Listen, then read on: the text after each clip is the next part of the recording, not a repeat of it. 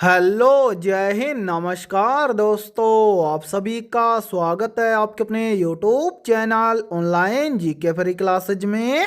आज के इस क्लास में हम रेलवे ग्रुप डी परीक्षा 2026 के लिए तीसरा मॉडल पेपर लेकर आए हैं। और मेरे भाई इस तीसरे मॉडल पेपर के अंदर हमने उन्हीं क्वेश्चनों को कवर किया है जो क्वेश्चन आपके रेलवे ग्रुप डी एग्जाम 2026 के लिए इम्पोर्टेंट रहेंगे। इसलिए आप सभी अभ्यर्थियों को इस तीसरे मॉडल पेपर को कंप्लीट देखना है और इस मॉडल पेपर के एंड में आपको बताना है कि आपके टोटल कितने क्वेश्चन सही होते हैं। और यदि आप हमारे इस यूट्यूब चैनल से पहली बार जुड़े हैं तो इस यूट्यूब चैनल को कर लीजिए सब्सक्राइब और बेल आइकन को प्रेस करना, ताकि ऐसी शानदार क्लास का नोटिफिकेशन आपको सबसे पहले देखने को मिले। तो चलिए शुरू करते हैं आज के इस तीसरे मॉडल पेपर को बिना देरी के।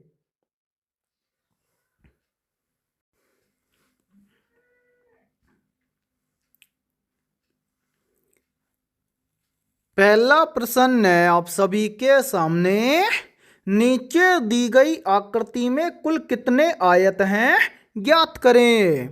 यानी कि ये पहला प्रश्न आप सभी के सामने काउंटिंग फिगर से संबंधित प्रश्न दिया गया है और आपसे पूछा गया है कि नीचे जो ये वाली आकृति दी गई है इस आकृति में कुल कितने आयत हैं। तो मेरे भाई इस टाइप के प्रश्न को आप एग्जाम में देखते ही मात्र 2 से 3 सेकंड में कैसे सोल्व करेंगे, तो वो देखिए इस टाइप के प्रश्न को एग्जाम में सोल्व करना बहुत ही आसान होता है। सबसे पहले आपको क्या करना है, आपके सामने जो ये वाली आकृति दी गई है इस आकृति के अंदर आपको सिंगल फलक वाले आयत को काउंट करना है। जैसे यहाँ पर ध्यान से देखिए मेरे भाई, यहाँ पर देखिए पहला आयत हो जाएगा ये, ठीक है। इसी प्रकार से देखिए दूसरा आयत हो जाएगा ये, इसके जस्ट आगे ध्यान से देखिए ये हो जाएगा तीसरा आयत, ठीक है। यानी कि सिंगल फलक वाले कितने आयत हैं, 3 आयत हैं, ठीक है। इसी प्रकार से हम क्या करेंगे, डबल फलक वाले आयत को काउंट करेंगे। तो मेरे भाई ध्यान से देखिए आयत नंबर 1 और आयत नंबर 2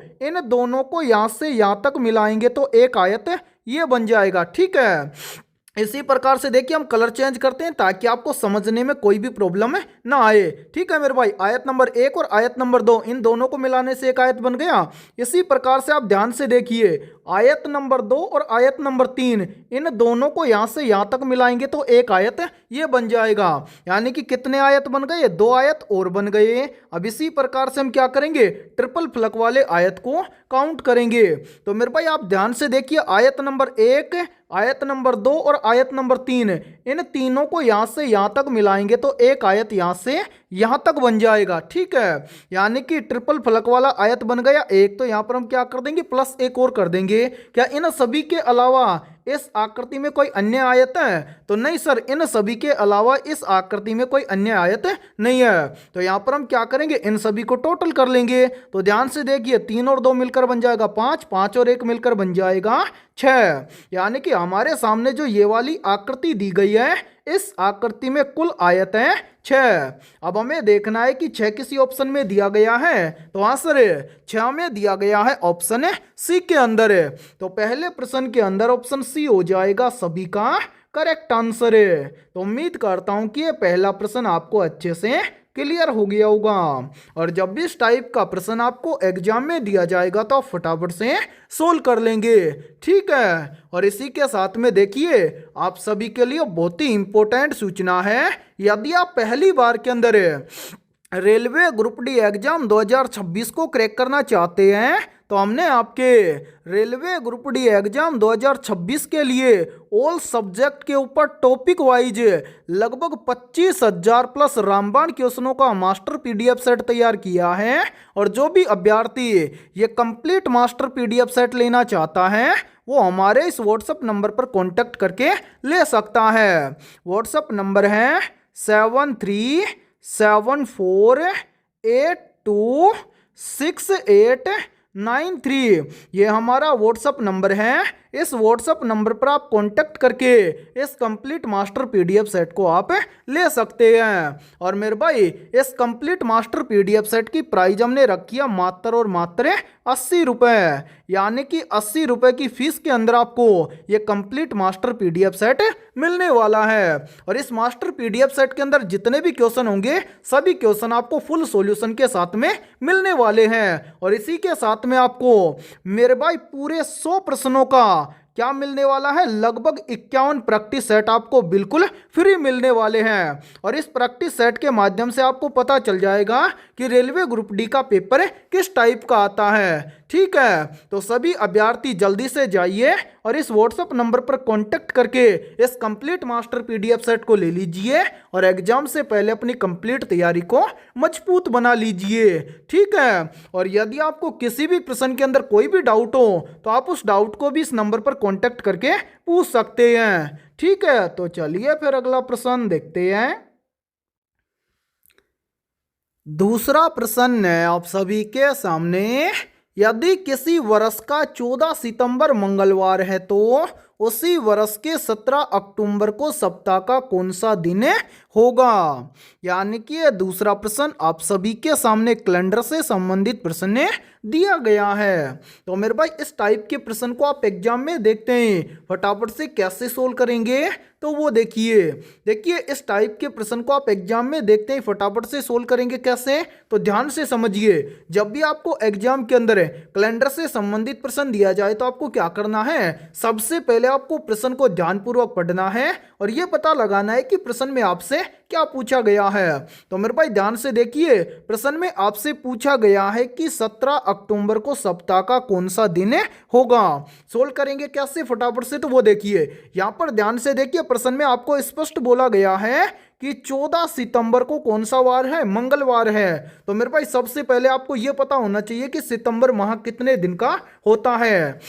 तो यहां पर देखिए इतना तो आपको पता है कि 14 सितंबर को क्या वार है, मंगलवार है। तो यहां पर देखिए सितंबर का माह होता है 30 दिन का। ठीक है, तो सिंपल सा आपको क्या करना है, 30 में से सबसे पहले घटा देना है 14 को। तो ध्यान से देखिए यहां पर 30 में से 14 को घटाएंगे कितना बचेगा, 16। ठीक है, अब आपसे क्या पूछ रहा है कि 17 अक्टूबर को यानी कि सप्ताह का कौन सा दिन होगा, तो 17 अक्टूबर को पूछ रहा है। तो यहां पर हम क्या करेंगे, 16 के अंदर 17 को ऐड कर देंगे। तो ध्यान से देखिए 16 और 17 मिलकर बन जाएगा 33। ठीक है, अब मेरे भाई सिंपल सा आपको क्या करना है, इस 33 के अंदर आपको भाग दे देना है 7 का। अब 7 का भाग क्यों देंगे, क्योंकि सप्ताह में कितने दिन होते हैं, 7 दिन होते हैं, इसलिए हम 7 का भाग देंगे। ठीक है, तो यहां पर देखिए यहां पर चला जाएगा 7 चौका 28। तो यहां पर देखिए 33 में से हम क्या करेंगे, सिंपल सा 28 को घटा देंगे तो कितना बचेगा, 5। अब 5 में 7 का भाग जाएगा नहीं, तो आपको देखना है केवल शेष को कि शेष कितना बच रहा है, शेष बच रहा है 5।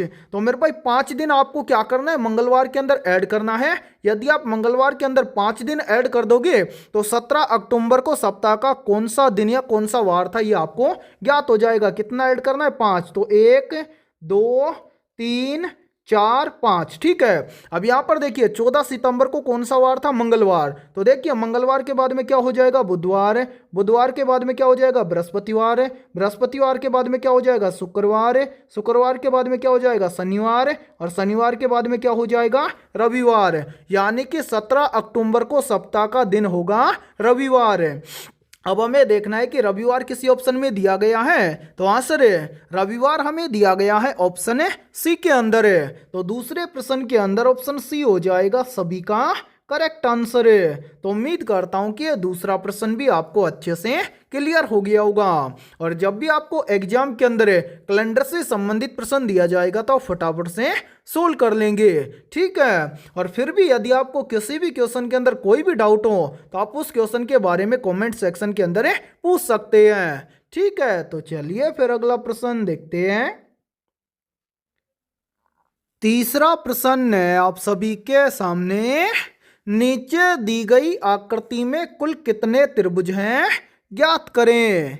यानी कि तीसरा प्रश्न आप सभी के सामने काउंटिंग फिगर से संबंधित प्रश्न दिया गया है और आपसे पूछा गया है कि नीचे जो ये वाली आकृति दी गई है इस आकृति में कुल कितने त्रिभुज हैं। तो मेरे भाई जल्दी से एक काम कीजिए, इस क्लास को रोकिए और इस प्रश्न को अपने स्तर से सोल्व करके कमेंट सेक्शन के अंदर कमेंट करके बताइए कि इस आकृति में कुल कितने त्रिभुज हैं। तो उम्मीद करता हूं कि आपने इस प्रश्न को जरूर सोल्व किया होगा। तो आइए देखते हैं कि आपका आंसर क्या आया है। तो मेरे भाई मैंने आपको काफी बार बताया है कि जब भी आपको एग्जाम के अंदर काउंटिंग फिगर से संबंधित प्रश्न दिया जाए तो आपको क्या करना है, सबसे पहले सिंगल फलक वाले त्रिभुज को आपको क्या करना है, काउंट करना है। जैसे यहां पर देखिए इस आकृति के अंदर सिंगल फलक वाला पहला त्रिभुज हो जाएगा ये, फिर इसके बाद में देखिए दूसरा त्रिभुज हो जाएगा ये, उसके बाद में देखिए तीसरा त्रिभुज हो जाएगा ये, चौथा त्रिभुज हो जाएगा ये, पांचवा त्रिभुज हो जाएगा ये और छठा त्रिभुज हो जाएगा ये। यानी कि इस आकृति में सिंगल फलक वाले कितने त्रिभुज हैं, 6 त्रिभुज हैं। अब सिंगल फलक वाले त्रिभुज काउंट करने के बाद में हम क्या करते हैं, डबल फलक वाले त्रिभुजों को काउंट करते हैं। तो क्या इस आकृति के अंदर डबल फलक वाले त्रिभुज हैं? तो नहीं सर, इस आकृति के अंदर डबल फलक वाले त्रिभुज नहीं है, केवल सिंगल फलक वाले त्रिभुज हैं। और टोटल कितने त्रिभुज हैं, तो 6 त्रिभुज हैं। तो अब हमें देखना है कि 6 किसी ऑप्शन में दिया गया है। तो हाँ सर 6 में दिया गया है, ऑप्शन है सी के अंदर है। तो तीसरे प्रश्न के अंदर ऑप्शन सी हो जाएगा सभी का करेक्ट आंसर है। तो उम्मीद करता हूं कि जब भी आपको एग्जाम के अंदर काउंटिंग फिगर से संबंधित प्रश्न दिया जाएगा तो आप देखते ही फटाफट से सोल्व कर लेंगे। और मेरे भाई हमारी जितनी भी क्लासेज होंगी उन सभी क्लासों के अंदर हम वही क्वेश्चन आपको करवाएंगे जो क्वेश्चन आपके रेलवे ग्रुप डी एग्जाम के लिए इंपॉर्टेंट रहेंगे। ठीक है, तो चलिए फिर अगला प्रश्न देखते हैं। चौथा प्रश्न है आप सभी के सामने, उस विकल्प का चयन करें जो पांचवी संख्या से उसी प्रकार संबंधित है जिस प्रकार दूसरी संख्या पहली संख्या से संबंधित है और चौथी संख्या तीसरी संख्या से संबंधित है। यानी कि ये चौथा प्रश्न आप सभी के सामने नंबर एनालॉजी से संबंधित प्रश्न दिया गया है और आपसे पूछा गया है कि जिस प्रकार से 28 का संबंध है 16 के साथ में और 49 का संबंध है 36 के साथ में, तो उसी प्रकार से 77 का संबंध किस संख्या के साथ में होगा। तो मेरे भाई इस टाइप के प्रश्न को आप एग्जाम में देखते हैं, मात्र 2 से 3 सेकंड में आप फटाफट से कैसे सोल्व करेंगे। तो वो देखिए आपको जब भी एग्जाम के अंदर इस टाइप का प्रश्न दिया जाए तो आपको क्या करना है, सबसे पहले आपको यहाँ पर पता करना है कि 28 से यहाँ पर 16 कैसे बना है।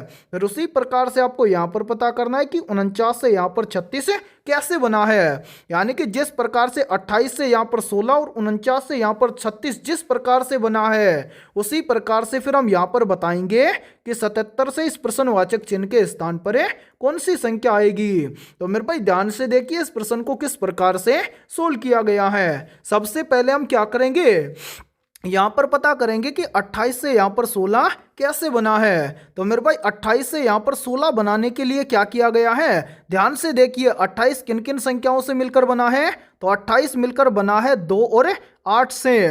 तो यहां पर ध्यान से देखिए यदि हम 28 की दोनों संख्याओं को आपस में गुणा कर दें तो यहां पर बन जाएगा 8 दूना के 16। और ध्यान से देखिए 16 यहां पर आप सभी के सामने दिया भी गया है। अब इसी प्रकार से हम क्या करेंगे मेरे भाई, यहां पर देखते हैं कि 49 से यहां पर 36 सेम इसी प्रकार से बना है क्या। तो 49 से 36 बनाने के लिए हम क्या करेंगे, सबसे पहले देखेंगे कि 49 किन किन संख्याओं से मिलकर बना है। तो ध्यान से देखिए 49 मिलकर बना है 4 और 9 से। तो यहां पर हम क्या करेंगे, इन दोनों संख्याओं को भी आपस में गुणा कर देंगे। तो यहां पर देखिए 4 और 9 को आपस में गुणा करेंगे तो यहां पर बन जाएगा 9 चौक 36। और यहां पर देखिए 36 आप सभी के सामने दिया भी गया है। तो उम्मीद करता हूं कि यहां पर आप आसानी से बता दोगे कि 77 से इस प्रश्नवाचक चिन्ह के स्थान पर कौन सी संख्या आएगी। तो हाँ सर हम यहां पर आसानी से बता देंगे कि 77 से इस प्रश्नवाचक चिन्ह के स्थान पर कौन सी संख्या आएगी। तो 77 से इस प्रश्न चिन्ह की वैल्यू ज्ञात करने के लिए हम क्या करेंगे, सबसे पहले ध्यान से देखिए 77 किन किन संख्याओं से मिलकर बना है, तो 77 मिलकर बना है 7 और 7 से। तो यहां पर हम क्या करेंगे, इन दोनों संख्याओं को आपस में गुणा कर देंगे। तो 77 की दोनों संख्याओं को आपस में गुणा करेंगे तो यहाँ पर बन जाएगा 7 7 के 49, यानी कि इस प्रश्नवाचक चिन्ह के स्थान पर संख्या भरी जाएगी 49। अब हमें देखना है कि संख्या 49 किसी ऑप्शन में दी गई है, तो आंसर है संख्या 49 में दी गई है ऑप्शन डी के अंदर है। तो चौथे प्रश्न के अंदर ऑप्शन डी हो जाएगा सभी का करेक्ट आंसर है। तो उम्मीद करता हूं कि ये चौथा प्रश्न भी आपको अच्छे से क्लियर हो गया होगा। और जब भी इस टाइप का प्रश्न आपको एग्जाम में दिया जाएगा तो आप फटाफट से सोल्व कर लेंगे, ठीक है। और मेरे भाई इस क्लास के अंदर आपको एंड तक बने रहना है, क्योंकि इस क्लास के अंदर हमने हर एक सब्जेक्ट से बहुत ही शानदार क्वेश्चनों को कवर किया है, ठीक है। तो चलिए फिर अगला प्रश्न देखते हैं। पांचवा प्रश्न है आप सभी के सामने। नीचे दी गई श्रृंखला श्रेणी में प्रश्नवाचक चिन्ह के स्थान पर कौन सी संख्या आएगी। यानी कि पांचवा प्रश्न आप सभी के सामने सीरीज से संबंधित प्रश्न दिया गया है और आपसे पूछा गया है कि इस सीरीज में इस प्रश्नवाचक चिन्ह के स्थान पर कौन सी संख्या आएगी। तो मेरे भाई इस टाइप के प्रश्न को आप एग्जाम में देखते हैं फटाफट से कैसे सोल्व करेंगे, तो वो देखिए सॉल्यूशन देखने से पहले आपको क्या करना है, इस वीडियो को रोकना है और इस प्रश्न को अपने स्तर से सोल्व करके कमेंट सेक्शन के अंदर कमेंट करके बताना है कि इस सीरीज में इस प्रश्नवाचक चिन्ह के स्थान पर कौन सी संख्या आएगी। तो उम्मीद करता हूं कि आपने इस प्रश्न को जरूर सोल्व किया होगा। तो आइए देखते हैं कि आपका आंसर क्या आया है। तो मेरे भाई मैंने आपको काफी बार बताया है कि जब भी आपको एग्जाम के अंदर सीरीज से संबंधित प्रश्न देखने को मिले तो आपको क्या करना है, सिंपल सा सबसे पहले आपको ये देखना है कि सीरीज में आपको क्या क्या दिया गया है। तो यहाँ पर ध्यान से देखिए, सीरीज में हमें दिया गया है सबसे पहले 2, 2 के बाद में 3, 3 के बाद में 5, 5 के बाद में 9, 9 के बाद में 17 और 17 के बाद में पूछा गया है कि प्रश्नवाचक चिन्ह के स्थान पर कौन सी संख्या आएगी। तो ध्यान से देखिए इस सीरीज को किस प्रकार से सोल्व किया गया है। सबसे पहले ध्यान से देखिए, सीरीज में दिया गया है 2, 2 से कितना बन रहा है 3, 2 से 3 कैसे बनेगा। तो ध्यान से देखिए यदि हम 2 का क्या कर दे 2 गुना तो कितना बन जाएगा 4, और 4 में से यदि हम 1 को क्या कर दे कम कर दें तो यहाँ पर बन जाएगा 3। फिर देखिए 3 से कितना बन रहा है 5, 3 से 5 कैसे बनेगा। तो यहाँ पर भी देखिए यदि हम 3 का क्या कर दे 2 गुना तो बन जाएगा 3 दूना के 6, और 6 में से यदि हम 1 को क्या कर दे कम कर दें तो यहाँ पर बन जाएगा 5। फिर देखिए 5 से कितना बन रहा है 9, 5 से 9 कैसे बनेगा। तो यहाँ पर भी देखिए यदि हम 5 का क्या कर दे 2 गुना तो कितना बन जाएगा 5 दूना के 10, और 10 में से यदि हम 1 को क्या कर दे कम कर दें तो बन जाएगा 9। फिर देखिए 9 से कितना बन रहा है 17, 9 से 17 कैसे बनेगा। तो यहाँ पर भी देखिए यदि हम 9 का क्या कर दे 2 गुना तो बन जाएगा 9 दूना के 18, और 18 में से यदि हम 1 को क्या कर दे कम कर दें तो यहाँ पर बन जाएगा 17। अब इसी प्रकार से आपसे पूछा गया है कि 17 के बाद में इस प्रश्नवाचक चिन्ह के स्थान पर कौन सी संख्या आएगी। तो मेरे पास इस प्रश्न चिन्ह की वैल्यू ज्ञात करने से पहले नीचे जितनी भी संख्याएं आई हैं इन सभी संख्याओं को ध्यान से देखिए और पता लगाइए कि इस प्रश्न चिन्ह की वैल्यू कैसे ज्ञात होगी। तो मेरे भाई ध्यान से देखिए, यहाँ पर देखिए 2 से 3 बना कैसे, यानी कि पहले 2 का 2 गुना किया और जो संख्या उसमें से 1 को घटा दिया। उसी प्रकार से 3 से 5 यानी कि 2 गुना किया, फिर जो संख्या उसमें से 1 को घटा दिया। उसी प्रकार से 5 का 2 गुना किया, 1 को घटा दिया। फिर यहाँ पर देखिए 9 का 2 गुना किया, 1 को घटा दिया। अब 17 से इस प्रश्न चिन्ह की वैल्यू ज्ञात करने के लिए हम क्या करेंगे, सबसे पहले तो 17 का करेंगे 2 गुना और जो संख्या आएगी उसमें से 1 को घटा देंगे। तो मेरे भाई ध्यान से देखिए 17 का 2 गुना बन जाएगा कितना 34 है, और 34 में से 1 को घटा देंगे तो कितना बचेगा 33, यानी कि इस प्रश्नवाचक चिन्ह के स्थान पर संख्या भरी जाएगी 33। अब हमें देखना है कि संख्या 33 किसी ऑप्शन में दी गई है, तो आंसर है संख्या 33 हमें दी गई है ऑप्शन ए के अंदर है। तो पांचवें प्रश्न के अंदर ऑप्शन ए हो जाएगा सभी का करेक्ट आंसर है। तो उम्मीद करता हूं कि जब भी इस टाइप का प्रश्न आपको एग्जाम में दिया जाएगा तो आप फटाफट से सोल्व कर लेंगे, ठीक है। और यदि आप एग्जाम तक हमारे साथ जुड़े रहते हैं तो मेरे भाई मैं आपको गारंटी के साथ बोल रहा हूं, आप इस टाइप के प्रश्न को एग्जाम में देखते ही बिना पेन उठाए इस टाइप के प्रश्न को आप सोल्व कर लेंगे, ठीक है। तो चलिए फिर अगला प्रश्न देखते हैं। छठा प्रश्न है आप सभी के सामने, चौसा का युद्ध हुमायूं और किसके बीच में लड़ा गया था। या फिर देखिए इस प्रश्न को एग्जाम के अंदर घुमाकर ऐसे भी पूछ लिया जाता है। प्रश्न पूछा जाता है कि चौसा का युद्ध किन किन के बीच में लड़ा गया था। तो यहाँ पर देखिए इन चारों में से करेक्ट आंसर हो जाएगा सभी का ऑप्शन है बी। चौसा का युद्ध लड़ा गया था हुमायूं और शेरशाह सूरी के बीच में। तो छठे प्रश्न के अंदर करेक्ट आंसर हो जाएगा सभी का ऑप्शन है बी। और मेरे भाई यहाँ पर देखिए यहीं से एक प्रश्न और बनता है और ये प्रश्न भी काफी बार एग्जाम के अंदर रिपीट होता है। प्रश्न पूछा जाता है कि चौसा का युद्ध हुमायूं और शेरशाह सूरी के बीच में कब लड़ा गया था। तो मेरे भाई याद रखना, चौसा का युद्ध लड़ा गया था वर्ष 1539 में। ठीक है, तो चलिए फिर अगला प्रश्न देखते हैं। सातवां प्रश्न है आप सभी के सामने, तीसरा गोलमेज सम्मेलन किस वर्ष में आयोजित किया गया था। ऑप्शन ए वर्ष 1928 में, ऑप्शन बी है वर्ष 1929 में, ऑप्शन सी है वर्ष 1932 में और ऑप्शन डी है वर्ष 1930 में। तो यहाँ पर देखिए इन चारों में से करेक्ट आंसर हो जाएगा सभी का ऑप्शन है सी। तीसरा गोलमेज सम्मेलन वर्ष 1932 में आयोजित किया गया था। तो सातवें प्रश्न के अंदर करेक्ट आंसर हो जाएगा सभी का ऑप्शन है सी। और मेरे भाई आप सभी अभ्यर्थियों को इस क्लास के अंदर एंड तक बने रहना है और आपके जितने भी दोस्त हैं रेलवे ग्रुप डी एग्जाम 2026 की तैयारी कर रहे हैं तो उनके पास भी इस क्लास को आप ज़्यादा से ज़्यादा शेयर करें। ठीक है, तो चलिए फिर अगला प्रश्न देखते हैं। आठवां प्रश्न है आप सभी के सामने, आजाद हिंद फौज की स्थापना कहां पर हुई थी। ऑप्शन ए जापान में, ऑप्शन बी है सिंगापुर में, ऑप्शन सी है बर्मा में और ऑप्शन डी है जैसलमेर में।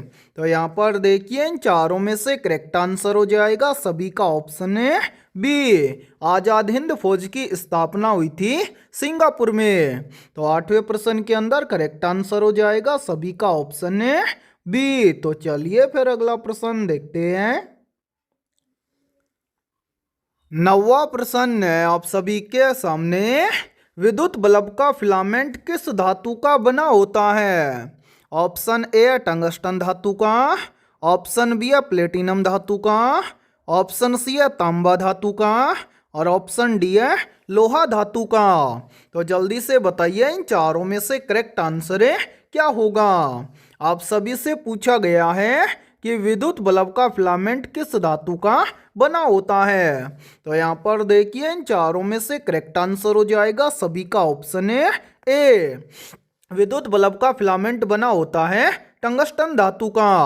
तो नौवें प्रश्न के अंदर करेक्ट आंसर हो जाएगा सभी का ऑप्शन है ए। और मेरे भाई इस क्लास के अंदर आपको एंड तक बने रहना है क्योंकि इस क्लास के अंदर हमने बहुत ही शानदार और इम्पोर्टेंट क्वेश्चनों को कवर किया है और सभी क्वेश्चन आपके एग्जाम के लिए इम्पोर्टेंट रहेंगे।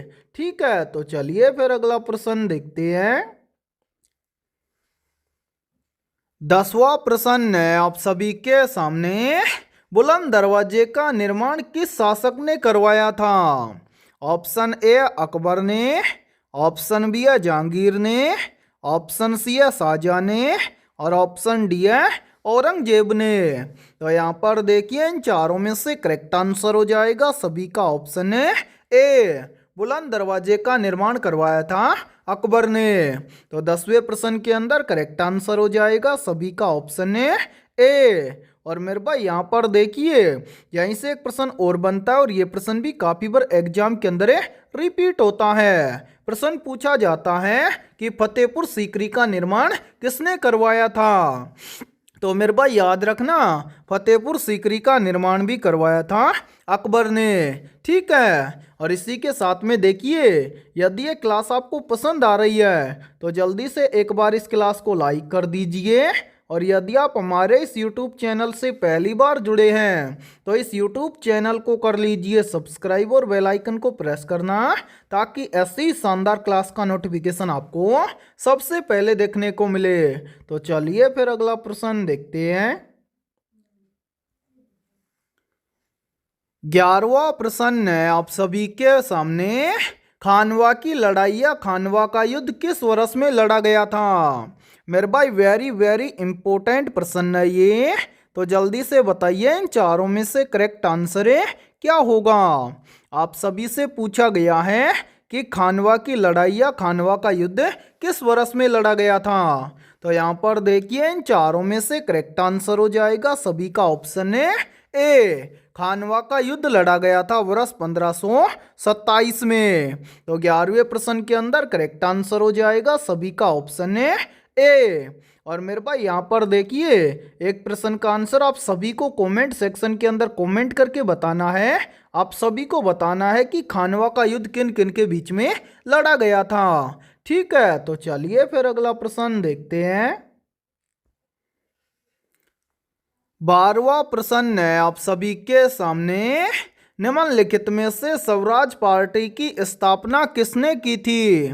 तो यहाँ पर देखिए इन चारों में से करेक्ट आंसर हो जाएगा सभी का ऑप्शन है सी। स्वराज पार्टी की स्थापना की थी मोतीलाल नेहरू और चित्तरंजन दास ने। तो 12वें प्रश्न के अंदर करेक्ट आंसर हो जाएगा सभी का ऑप्शन है सी। तो चलिए फिर अगला प्रश्न देखते हैं। 13वां प्रश्न है आप सभी के सामने। सती प्रथा का सर्वाधिक विरोध किसने किया था? मेरे भाई मोस्ट इंपोर्टेंट प्रश्न है ये, तो जल्दी से बताइए इन चारों में से करेक्ट आंसर है क्या होगा। आप सभी से पूछा गया है कि सती प्रथा का सर्वाधिक विरोध किसने किया था। तो यहाँ पर देखिए इन चारों में से करेक्ट आंसर हो जाएगा सभी का ऑप्शन है ए। यानी कि सती प्रथा का सर्वाधिक विरोध किया था राजा राम मोहन राय ने। तो 13वें प्रश्न के अंदर करेक्ट आंसर हो जाएगा सभी का ऑप्शन है ए। और मेरे भाई यहाँ पर देखिए आप सभी के लिए बहुत ही इंपॉर्टेंट सूचना है। यदि आप पहली बार के अंदर रेलवे ग्रुप डी एग्जाम 2026 को क्रैक करना चाहते हैं तो हमने आपके रेलवे ग्रुप डी एग्जाम 2026 के लिए ऑल सब्जेक्ट के ऊपर टॉपिक वाइज लगभग 25,000 प्लस रामबाण क्वेश्चनों का मास्टर पीडीएफ सेट तैयार किया है। और जो भी अभ्यर्थी ये कंप्लीट मास्टर पीडीएफ सेट लेना चाहता है वो हमारे इस व्हाट्सएप नंबर पर कांटेक्ट करके ले सकता है। व्हाट्सएप नंबर है 7374826893। ये हमारा व्हाट्सएप नंबर है। इस व्हाट्सएप नंबर पर आप कांटेक्ट करके इस कंप्लीट मास्टर पीडीएफ सेट को ले सकते हैं। और मेरे भाई इस कंप्लीट मास्टर पीडीएफ सेट की प्राइस हमने रखी है मात्र और मात्र 80 रुपये। यानी कि ये कंप्लीट मास्टर पीडीएफ सेट आपको मिलने वाला है मात्र और मात्र 80 रुपये की फीस के अंदर है। तो जल्दी से जाइए और इस व्हाट्सएप नंबर पर आप कांटेक्ट करके इस कंप्लीट मास्टर पीडीएफ सेट को ले लीजिए और एग्जाम से पहले अपनी कंप्लीट तैयारी को मजबूत बना लीजिए। और इसी के साथ में देखिए आपको इस मास्टर पीडीएफ सेट के अलावा मेरे भाई आपको पूरे 100 प्रश्नों के लगभग 51 प्रैक्टिस सेट भी आपको मिलने वाले हैं। और इस मास्टर पीडीएफ सेट के साथ में ये बिल्कुल फ्री आपको मिलेंगे। और मेरे भाई आप यदि इन 51 प्रैक्टिस सेट को अच्छे से लगा लेते हैं तो आपको ये पता चल जाएगा कि रेलवे ग्रुप डी एग्जाम के अंदर किस टाइप के प्रश्न पूछे जाते हैं। ठीक है, तो चलिए फिर अगला प्रश्न देखते हैं। 14वां प्रश्न है आप सभी के सामने। निम्नलिखित में से अंतिम मुगल शासक कौन था? तो यहाँ पर देखिए इन चारों में से करेक्ट आंसर हो जाएगा सभी का ऑप्शन है ए। यानी कि अंतिम मुगल शासक था बहादुर शाह जफर।